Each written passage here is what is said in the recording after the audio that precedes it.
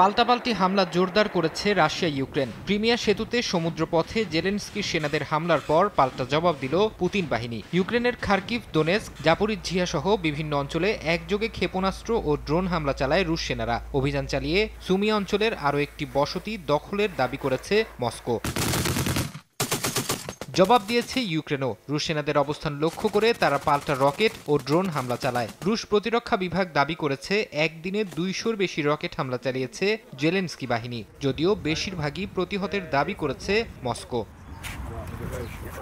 রাশিয়ার president Vladimir পুতিনের সঙ্গে ফোনে কথা বলেছেন যুক্তরাষ্ট্রের প্রেসিডেন্ট ডোনাল্ড ট্রাম্প। বুধবার সামাজিক যোগাযোগ মাধ্যমে ট্রাম্প জানান, ইউক্রেন ইস্যুতে তাদের ভালো আলোচনা হয়েছে, তবে প্রায় ১ ঘণ্টাব্যাপী এই ফোনালাপ তাৎক্ষণিকভাবে শান্তি নিয়ে আসবে না বলেও সতর্ক করেছেন ট্রাম্প। তিনি জানান, পুতিন তাকে স্পষ্ট জানিয়েছেন ইউক্রেনের সাম্প্রতিক ড্রোন হামলার প্রতিক্রিয়া জানাবে রাশিয়া।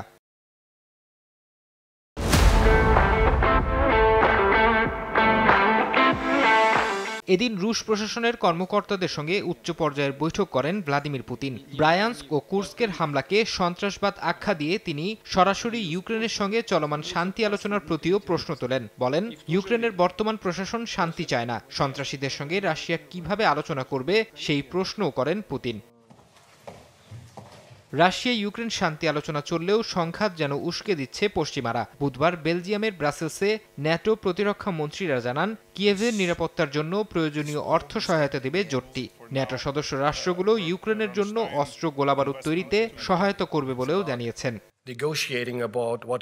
ফরহাদ চৌধুরী, সময় সংবাদ।